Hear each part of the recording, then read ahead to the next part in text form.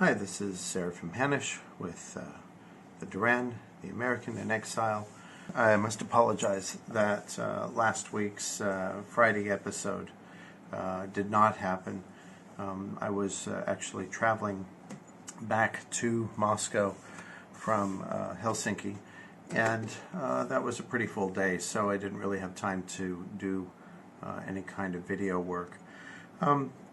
And in tracking the week, it seemed best to wait until this evening to do another video presentation. So, a few things I'll tell you about. One was the trip to Finland. I did a brief video last week in which I noted some of the kind of peculiar characteristics of life there, like the Ukrainian flag flying above the Helsinki train station and the support that some demonstrators were showing for that country there. However, in two conversations that I had with a couple of different Finnish people, I found that it isn't quite so extreme as what we see in demonstrations. One of the ladies that I talked to was able to have a pretty neutral point of view about life, about Russians and about Russia in general, and so it wasn't a real scandal to her when I told her that I lived here. But she said that she had colleagues and friends that are Russian that got really badly treated when the war began. People just started not talking to them, shunning them, not making life easy for them or anything because of the crime of guilty by association. This is pretty sad.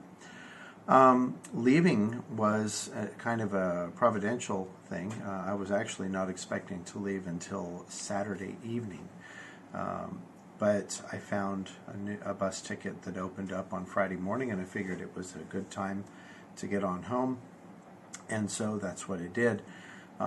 And it was a driving trip across the border. Now, Finland is a newly minted member of NATO. It's another nation that is sitting right on Russia's border as a NATO power and not as a neutral power. The Russians don't seem to be terribly concerned with this, but there was an interesting set of incidents that happened when we got to the border. I was stopped at the crossing along with a young lady or middle-aged lady from Mariupol. However, she was from Mariupol but lived in Helsinki, and I guess that she was not a citizen of Mariupol when it was liberated, as you will, or fell to the Russians, depending on your point of view. And so she told me that she gets stopped at the Russian border over and over again, that she's rather used to it. But they detained both of us for a while for questions, and in my case it turned out to be about an hour to a 90-minute wait, followed by somebody coming out and asking me about 2 or 3 questions. Where am I going? Moscow. Why are you going there? Because I live there. Do you have family there? Yes, I do. My family is here. My wife and my children are here, and so on. And it was very quick. And then the person took a picture of my phone's IMEI number, and after a few more minutes I was on my way through customs and back on the bus. But my counterpart never came back on the bus. She was in it for a much more serious time, and I hope she eventually got back or got into Russia on a different bus, but they were interviewing her for quite some time, and simply on the predication of what is a Ukrainian national doing, trying to get into Russia. So, times are hard. Times are tense between the two countries, and the actions of, I really blame the Western politicians for this more than I blame the Russians for it, because the Russians are simply responding in kind to the kind of treatment that they are getting from the West, and as this whole thing just kind of escalates more and more, it's really quite sad. It made me concerned about traveling outside Russia again until I get my own citizenship. rather than traveling on an American passport plus permanent residency document, which is what I do have. So once I was through, the rest of it was pretty easy. I just came home. It was, once you're in Russia, it's not a real problem. Nobody really asks you anything. And so I came home as normal and got home as normal, and the whole week proceeded as normal. But it was an interesting experience to be outside Russia and see what was going on firsthand, at least in a small area of Europe, in Helsinki. And so that was the adventure of Helsinki. So I want to get to some of the stories and commentary. We have several of them. One is pretty recent, that President Trump received a second indictment, this time in Florida, regarding an alleged mishandling of the documents that he took under the Presidential Records Act and stored in his home at Mar-a-Lago in Florida. As you may remember, last summer, the FBI raided his house. It was a big show, middle of the night, kind of, or in the dark hours, you should say. Big show. They came and took boxes, even though the president had them over and they had inspected everything that was in the house and said that everything was fine and that he needed to put a lock on the room where the documents were kept, and so that's what they did. And then there was this whole big show. Merrick Garland authorized this whole thing, though he denied it at first, but it was traced back to him, of course, because he did that. This man is poisonous, in my opinion. He is an absolute poison to the Justice Department of the United States, and is far worse than anything we have ever seen in terms of politicizing it. And so this issue now with the new document indictment is telling. Fox News did an interview with a legal analyst named Jonathan Turley. And Jonathan Turley spoke about it pretty straight and said that indicting Trump for holding documents in an improper session or an improper way is really a pretty tricky deal, because depending on how they do it, if they just say, okay, well, we're indicting Donald Trump because he held documents in an inappropriate manner, then the counter argument right away is, well, what about these 1,850 boxes of documents that Joe Biden has in several different places, papers that were strewn around his garage in Delaware, all of this kind of stuff. If you want to talk about President Trump's mishandling of documents, why are we not talking about Joe Biden's mishandling of his documents, including documents that he should have never owned or kept in the first place, because he was not president when he took them. He was vice president or senator. And from what I understand of the law, these ranks, you're not allowed to do that with some documents. So what of it? So there's an equivocation thing, in the real world, but is there really going to be an equivocation in terms of our very, very politicized and very dual nature legal processes? I don't know. But I know what I suspect, and I suspect that what we're going to see is more of the same, but in a very interesting way. Trump is going to probably have the book thrown at him, and it will be thrown at him in much the same way, probably a little bit more carefully crafted than it was by Alvin Bragg in New York, where he had 34 of 35 charges that were essentially the same charge repeated with slightly different points. It's basically the same thing over and over again. I suspect that this one is going to be a little bit more clever, a little more subtle, and the result will be that President Trump will it'll be a dual effect. There will be people that are slightly skeptical of him or unsupporters, and they'll use that they'll use his indictment to try to convict him of guilt by the court of public opinion and slam him. So those people will get a little bit more extreme. But also, the support for President Trump will increase. It will get stronger.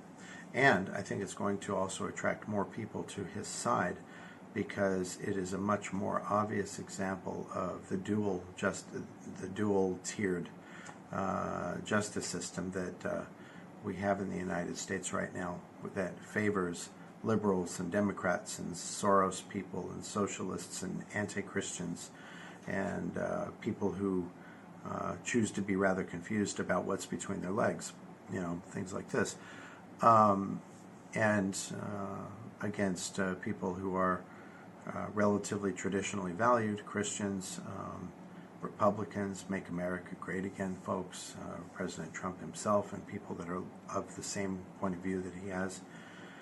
These people will be, at least from the media's point of view, they will be marginalized more than ever. This is going to put a lot of pressure on the electoral system, which we will not see reported. We will not see it reported because the mainstream media will simply suppress that information. And, to quote Star Wars, Episode 9, The Rise of Skywalker, they win by making you think you're alone. And that is the strategy. That is absolutely the strategy that is going on with the powers that be that are in charge of the United States. They are trying to win by making the people like myself, people that are Trump supporters, people that are Christians, think that we are alone, that we are a minority, we have no power, and that therefore we just need to give up and give in. That is going to be the approach. And it already is. It already is. And you got to give the people that are running this kind of operation a lot of credit, because they do it very well. And they do it knowing precisely the nature of a great many people in the United States who are just used to accepting the news they are given rather than told the truth. Now, to that end, we had a great event happen for our side, I would say, from my side. And maybe it's not your side, but it's my side of the argument. Because Tucker Carlson reappeared on Twitter. Hey, it's Tucker Carlson. This morning it looks like somebody blew up the Kakhovka Dam in southern Ukraine. The rushing wall of water wiped out entire villages, destroyed a critical hydropower plant, and as of tonight puts the largest nuclear reactor in Europe in danger of melting down. So if this was intentional, it was not a military tactic, it was an act of terrorism. The question is, who did it? Well, let's see. The Kakhovka Dam was effectively Russian. It was built by the Russian government. It currently sits in Russian-controlled territory. The dam's reservoir supplies water to Crimea, which has been, for the last 240 years, home of the Russian Black Sea Fleet. Blowing up the dam may be bad for Ukraine, but it hurts Russia more. And for precisely that reason, the Ukrainian government has considered destroying it. In December, the Washington Post quoted a Ukrainian general saying his men had fired American-made rockets at the dam's floodgate as a test strike. But Tucker came out swinging. And I thought he was great when he was working with Fox, but now he is unfettered. His gloves are off, and he is able to shine and talk about what he wants to talk about even more clearly than he ever has. And so one of the things that he spoke about in his first report was the notion of the use of tautologies. And so he talked about it with the tautologies that are used to support Ukraine. Basically, a tautology is a truth that is argued as being the truth by saying that it's true because it is true. So Tucker's argument or portrayal of the American media narrative is, you must support Ukraine because Ukraine must be supported by you. It's a very circular argument that would be absolutely rejected back in the 1970s as being absolutely stupid. But now, you've got Nikki Haley, of all people, and she's an intelligent woman. Nikki Haley saying exactly this: we must support Ukraine because the United States own foreign policy is very tied to this. It's very important to the United States that the Ukraine wins the war. Why? Why is it important? She didn't say. On CNN, she didn't say. But here she is, Republican woman, again on CNN, which is interesting. You know, like how Donald Trump was doing a town hall on CNN some while back. It's good for CNN because they are actually looking like they're a little bit more center in their portrayal of this. But it isn't so. Donald Trump broke the network when he did his town hall, but Nikki Haley and presumably any of the other Republican candidates that go on are more likely to be more marching with the party line, which is, you know, the uni-party line more than the Republican Party line, which is Ukraine is good, Zelensky is a saint, and shut up if you don't believe it, because that's what we're telling you to believe, and that's all there is to it. Russia is bad just because Russia, you know. Putin is bad because Putin, and because we say so, and you're just supposed to shut up and believe it. And it's sad, because none of that is true. I wouldn't be here. I wouldn't be in Russia if it were true. It's just, why would I come here? All these people speak a funny language. It is very difficult to learn. Some of the ways they handle laws and legal matters are maddening. They're frustrating. They're very, very bureaucratic. But they're also the kindest people in the world. You know, Americans are also the kindest people in the world. But I think the Russians have a bit easier time of it these days. They're not afraid. I think Americans are being cowed a little bit by this just absolute assault from their media, which for so many years we have trusted to tell us what is the truth. So, you know, by contrast in Russia, they don't trust their media, so they don't feel oppressed by it. Well, Tucker talked about something else that is a breaking story. It is the bombshell story of the millennium of history, and yet it is being ignored. That story is that a military whistleblower, former military person, has started to really issue or talk about a lot of information showing that the governments of the United States, China, and probably other countries as well, are all involved in developing new technologies based on extraterrestrial exotic craft that have been captured or that crashed. This person reports, Tucker talked about this, that the bodies of the pilots of these craft are being kept by the Pentagon or by one of the agencies that the Pentagon controls.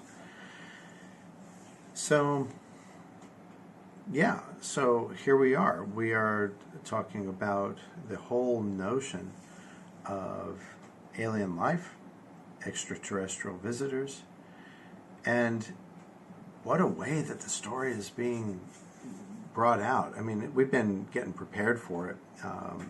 The story has been getting framed for several years. You know, starting back a few years ago when the British started declassifying their UFO papers. Then not long after that, the Americans began to do that, and other countries began stepping up, saying that they had sightings and reports too. Russia, China, everybody's seen these things at some point or another. I wish I had seen some of these. I don't know if I've ever seen one because they're not very obvious, but I'm certainly paying attention to the sightings that are being shown on video now. A lot of these little orb things and some of the things like the Tic Tac that can go Mach 2, and from earlier reports that Tucker Carlson did when he was at Fox, reports that these ships can go at supersonic or even higher speeds in the water as well as in the air. We don't know where they're from. We don't necessarily know that they are from a place off the earth, but they are not human. They are exotic. They don't belong to any country on this planet that we know of. Maybe they belong to Wakanda. All right, think about that. Wakanda lives, right? You never know. If you don't know what I mean, take a visit to the Marvel Cinematic Universe and you'll enjoy yourself. So something is going on. And the story is so huge that, this is the kind of thing that, we did so many science fiction movies about and stories about, you don't want people to know that the aliens are here because there will be a panic. People will go crazy, all this kind of stuff. Well, look around you. Is there a panic? There is no panic. In fact, it's even, nobody's even disturbed or even hardly aware of it. And this is very interesting as an Orthodox Christian. I'll be a little bit controversial about this. There is a school of thought within the range of what we call theologumena, theological opinion, in the Orthodox Church that is backed up by several people who are saints or who are already recognized as saints and who are about to be recognized as saints, including and especially including modern 20th century monk and priest by the name of Father Seraphim Rose. Now, Seraphim Rose had tremendous polemic against the movie E.T. during his lifetime. He was alive when E.T. came out. And he said, you can find this, I'll put that up in a link too, it's very interesting. He said, that why are we glorifying this hideous, ugly thing, which is clearly an alien, or clearly a demon, rather. And in some of his writings, he talks about this, and the common understanding that I pick up from a lot of people who are really into Father Seraphim's writings is that there are no such things as extraterrestrials, and that any such objects or people seen are actually manifestations of demons. Full stop, end of sentence, end of paragraph, game over. And this seems to me to be in error. I don't think it is actually true to what Father Seraphim himself wished to point out. I could be wrong, and please, by all means, anybody out there who's watching who knows about all this stuff, you probably know it far better than I do. If you do, comment. Let's talk about it. I'm ready to learn as well. But my reading of Father Seraphim and his comments and polemic about extraterrestrials was not, it didn't seem to me to be pointed at the idea that they don't exist and that they're demons, as much as it was pointed at the idea that for him, the problem was that there were a lot of people that were into what we call the New Age, and a lot of them believed that aliens would come, and when they came, they would bring enlightenment to the earth, they would bring peace to all the people, and we would eventually live in a glorious, idyllic, perfect society because these enlightened beings from another planet would come and save all of us. And that, I think, is absolutely wrong. And in fact, if you want to take a look at what is being reported about these spacecraft and exotic vehicles, what is happening with them? Well, we don't really know very much. We don't know what's happening to the pilots of these things. If bodies are being kept that are dead, well, the question is, how did they die? Did they die in a crash, or were they killed? And if they were killed, who were they killed by? So, you can go anywhere you want with this because we really don't have a lot of information. But let's pretend that our government or some secret black agency found these things, killed the aliens, and took their spacecraft. So are these people bringing enlightenment?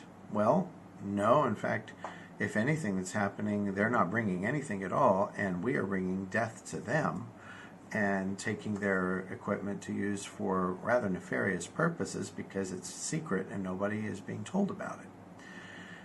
So, as far as any sort of enlightenment, even in a very secular sense, this is about as far opposite as you can go. It's not without precedent in art. If you watch, I like noticing how art and life sometimes follow each other. If you watch the series Star Trek Enterprise, there is a mirror universe duo of episodes that shows the Vulcan landing on Earth on April 5th, 2061, I think it is, or 2063.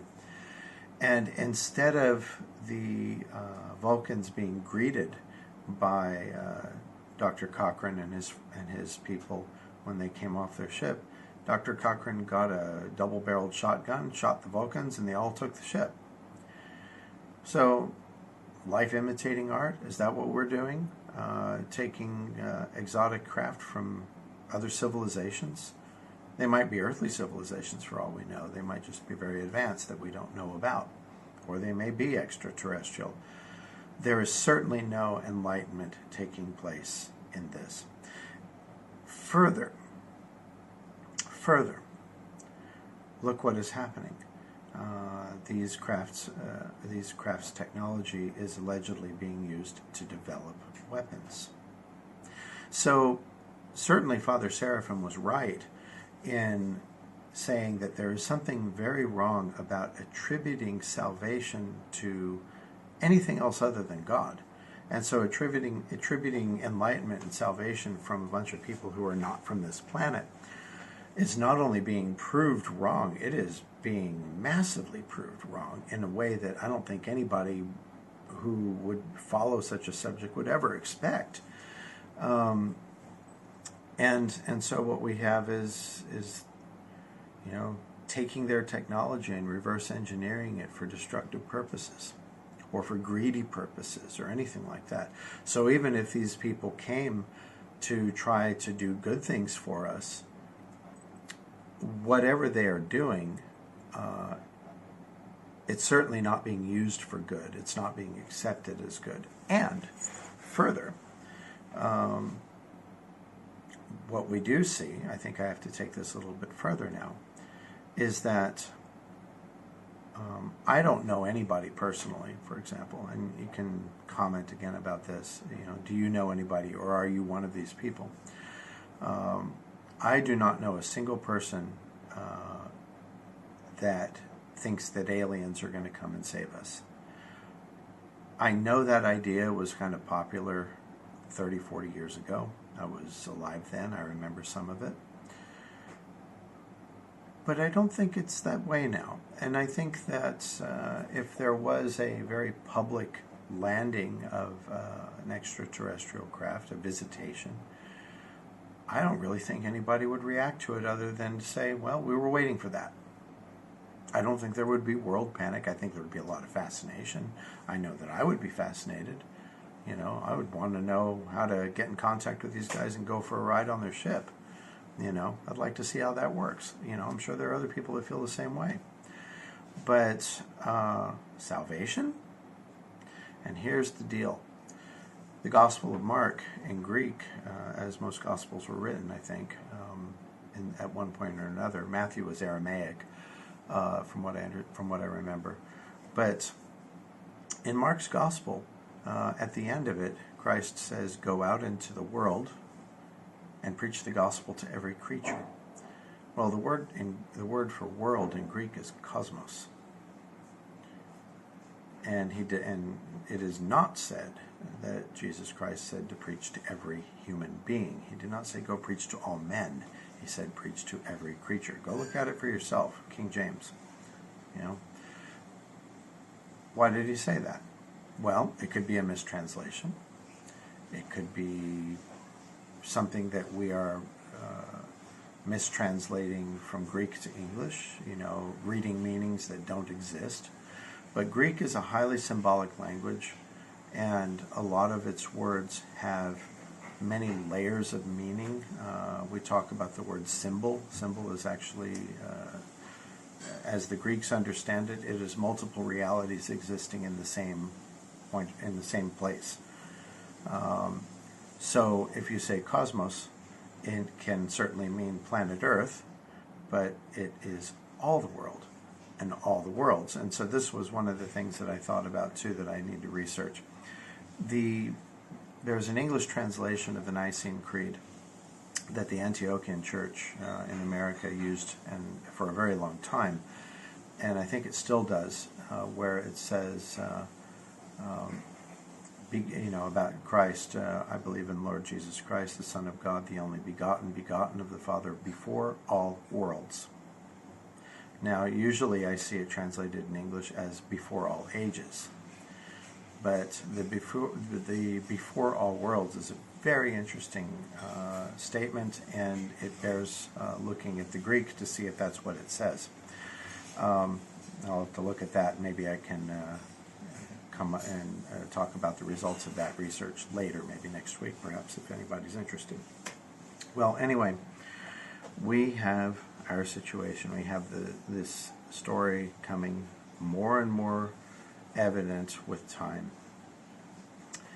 And maybe to the news media's credit, it is being gradually let on so that by the time somebody comes out on a really official level, like a congressman or, imposter Biden or something like that, the 2020 election was faked. It was rigged. He doesn't really deserve to be president, but he's sitting in the White House, so maybe it's going to be him that makes the announcement, okay? And so he's going to say these things that, yes, there are aliens among us, and then it's going to be, used. So I want to wrap up the comments about this UFO thing because I think it is a very important story and growing more important, and we're going to see that over time, though its development is nothing like what any good science fiction buff would hope for. It's actually kind of sad because seems like we have nothing better to do, or our powers that be have nothing better to do than to exploit these, whoever they are, for their technology, for our own gain. Father Seraphim Rose talked about the New Age stuff because he was trying to make a point that the only source of our salvation is God. And so we have these pointers, apparent pointers anyway, the Gospel of Mark saying, carry the gospel to the cosmos, to every creature, and the mention of before all worlds in the Creed, that God is the creator of all things. So if we take this idea seriously, and I know it's probably not something that that a lot of people are going to want to accept because it sounds like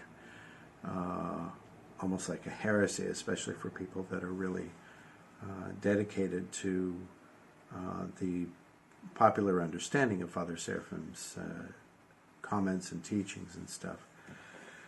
But if it is true, then I would venture a further thought that what we're doing kind of calls us to judgment. Because where is the carrying of the gospel message to every creature involved in taking advantage of or reverse engineering such equipment for the purposes of war and conquest and all of these kind of things? It's kind of sad, So we'll just have to watch and see how this story goes. But this is for what it is worth. And again, I apologize for any kind of needless controversy, and I certainly do not want to say or do anything that is in disagreement with the teachings and the tradition of the Holy Orthodox Church. I want to be a servant in the Church and not some sort of theological master.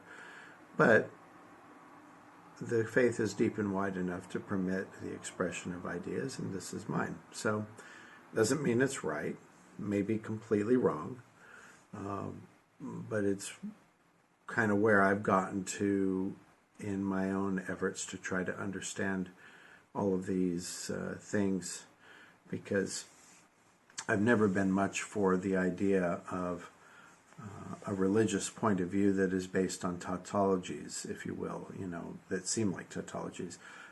They're demons because we say they are, so believe that they're demons because we say so. It's not enough. One of the things that attracted me to the Orthodox Christian faith was the fact that I could ask full, deep questions and get full, deep answers. And there was never a situation where somebody said, oh, you're just supposed to believe that. Why? Why? If it's true, if it's true in an eternal sense, then there's got to be a better answer than just do it. Shut up and do it. And there's a time and a place, certainly, for shut up and do as you're told. Absolutely. But I think when you're an adult and it comes to really trying to answer questions for yourself, that is not appropriate. And the Orthodox Christian faith allows and welcomes questioning. And as we know from the very first Sunday that happens after the great Pascha, called Easter in the West, the Sunday is dedicated to Thomas the Apostle, and his doubt is praised. Oh, the wonderful doubt of Thomas. Because the doubt, the questioning, the insistence on knowing for sure that it is really true is just as important for so many of us as anything could ever be. And so, there are a few signs we see. Like you think about slogans. This is a popular slogan in Russia Today's network. Question more. You should. We should question everything. And if Tucker Carlson's broadcast is any example of this, it is certainly true. We should be questioning everything, especially now, because we've got so many lies, so many things that are happening that are dishonest. And there is every reason not to take anybody at their word, not to take me at mine or Tucker Carlson at his, Fox News at theirs.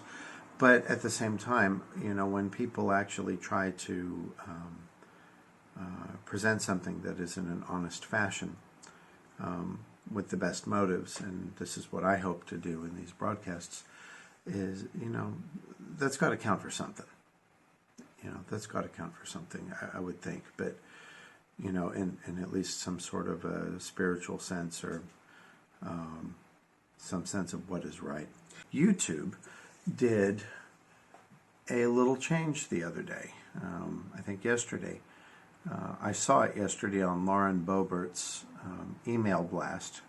She's the representative from my district in Colorado. I am a Colorado resident. I'm also a Moscow resident, so in Russia. So I'm a dual residence guy, but I'm an American citizen. And so Lauren Boebert is my representative. She is a real gift.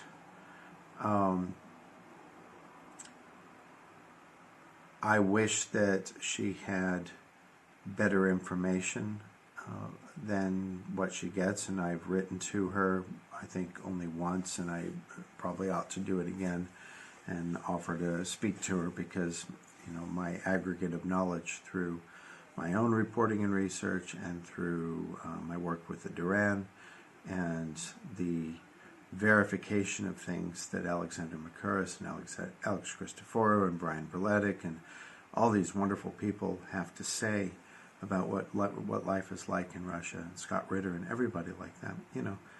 She would be more helpful to the cause if she were better informed, but she's on her way. Anyway, Lauren Boebert sent out an email thing saying that YouTube has now made it okay to say that the 2020 election was manipulated and that the results are doubted, and we have every right to doubt them. and that something went wrong. And again, what we have here is a really tremendously sad situation, because this is not YouTube going free speech. This, at least it doesn't look, we can't really say that. At least I don't think we can really say that. What we can say is that YouTube is shifting the window that it allows, but it's still trying to control the window, and that is regrettable.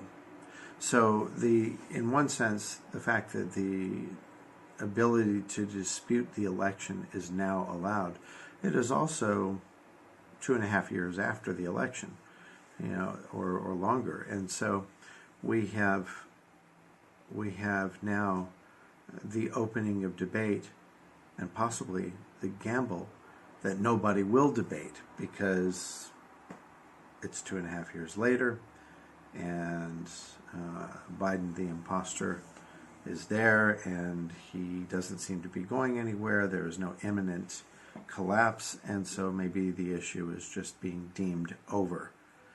But I really think that if we were on our watch about this kind of thing, we would be taking to the rooftops on all kinds of social media, anything that would allow us to really come forth with all of the evidence that we have that there was something that went very wrong in that election, and that it should be questioned, and that it should also be made very clear that we are not going to allow this to happen again in the 2024 presidential election and Congress and everything else, and any other kind of electoral contest right now. We have really a battle in the United States between two completely different cultures. We have the culture that might be considered traditional, classic American, generally Christian, generally interested in the truth, skeptic of the government, distrustful of the government, versus the bots. I mean, I don't mean to be dismissive of the people on the left, but they have a different way of doing things. They are ones to say what they have been indoctrinated to say. They are ones to indoctrinate others to say the same thing and to march in step. So they might have certainly a great deal of order in maintaining their narrative, and it may look like it's powerful, where our side is kind of all over the place, because we don't all believe exactly the same thing about everything. Like I said, my alien views, I'm sure there will be people that agree with me, and there will be more people that disagree with me, but it's okay. Everybody has the right to be wrong in the conservative traditional world. Everybody has the right to be wrong. It's okay. Maybe we learn later and then we become right. Maybe the way we learn what is right is by expressing what we think is right and finding out how wrong it is. But not the other side. The other side is not going to hear it. What they say is right because it's right because they said it. Tautology. And it's very powerful because it is a mob psychology, and mobs cause problems. They really do. The people that did the American Revolution were unique in that they were not a mob. The people that executed the Communist Revolution largely used a mob. The people that have done revolutions in other countries have often done it by mobilizing mobs. But it is not so with the United States. I'm not saying that this is the only country in which it is not so.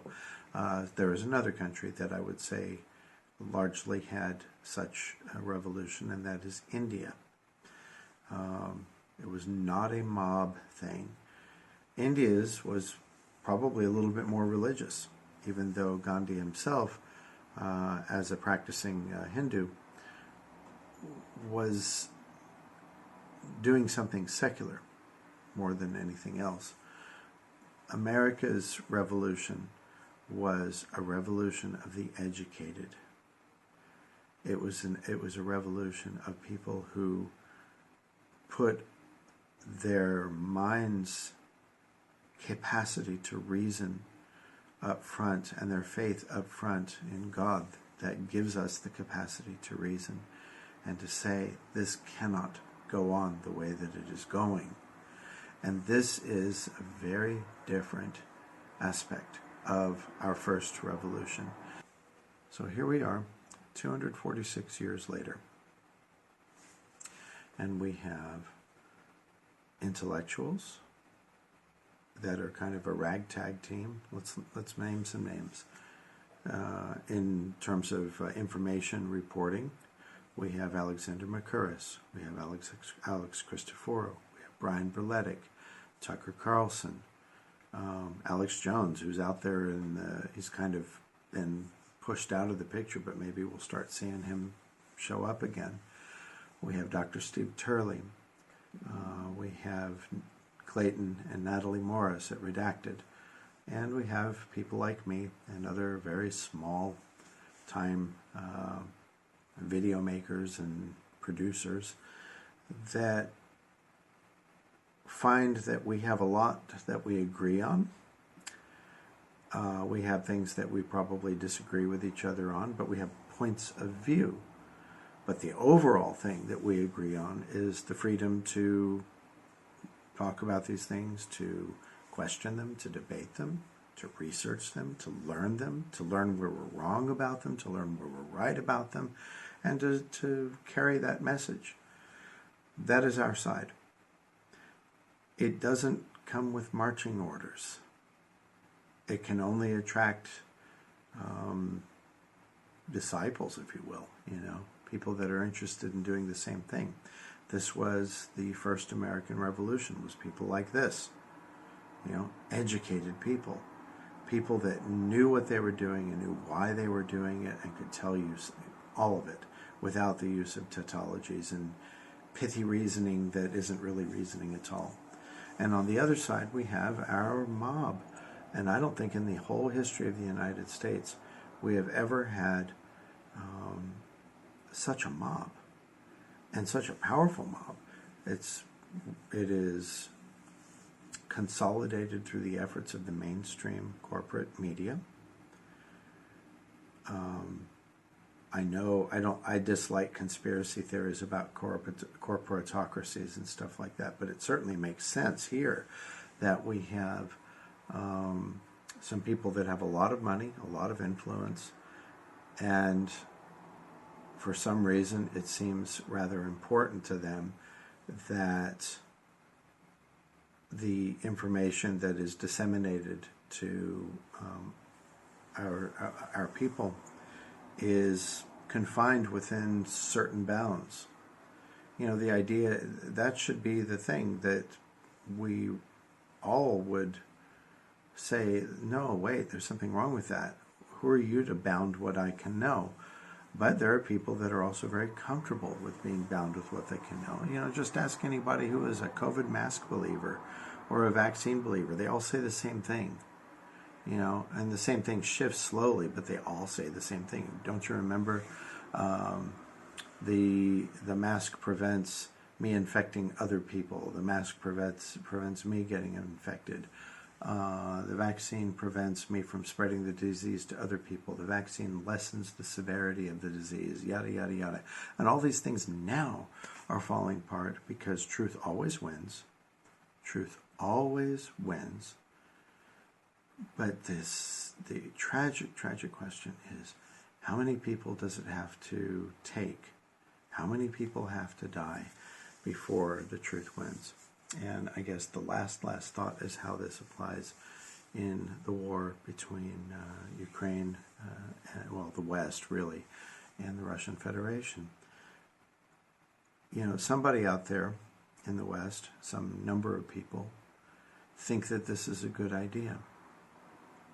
And they think it is a good idea so much that they have sent hundreds of thousands of people to their death because they think that it is a good idea. And many of those people, tragically, especially in Ukraine, are conscripts taken by force and thrown into battle. From the stories that we've seen, from the stories that have been reported, it's not a volunteer force. There are some, of course, but there were many more that were not volunteers.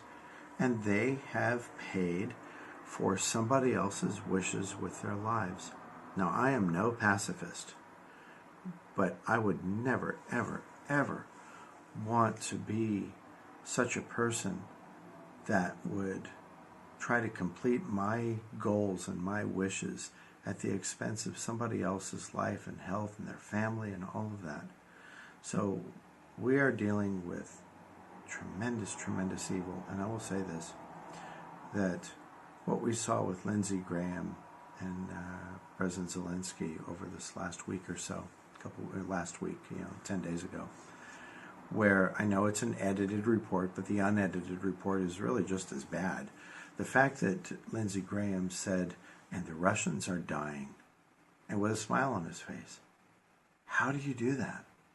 As a human being, how do you do that?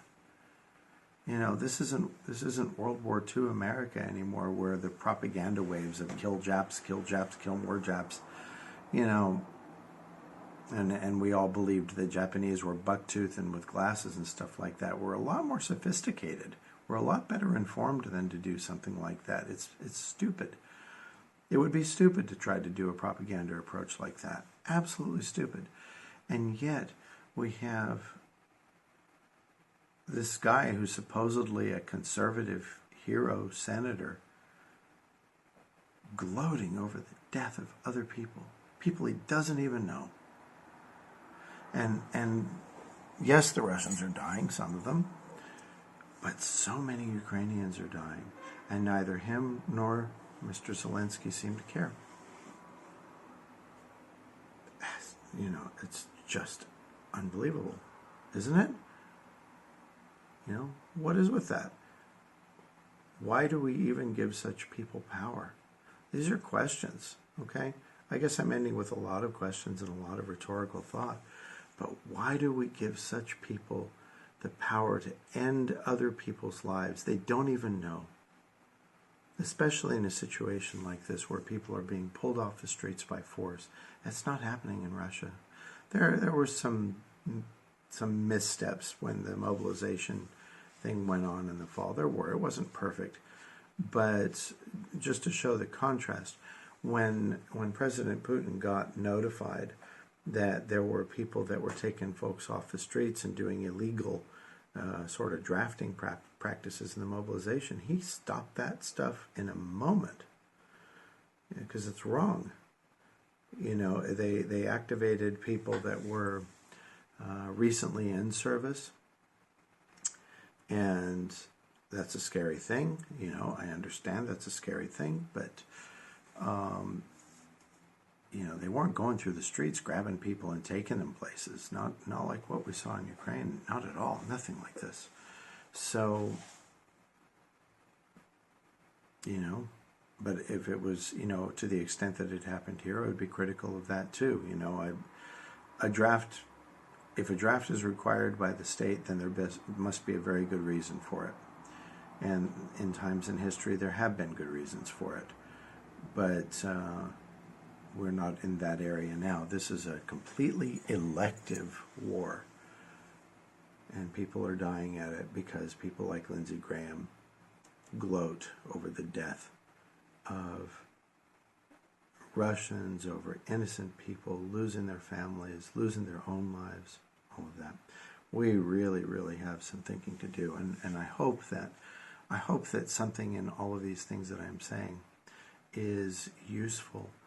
Maybe not so much as in terms of informing about the news, but thinking about what our part to play in all of this really is and what we can do. We can do a lot as citizens to stop this. We could do it by just being informed enough to vote for people that don't act like that.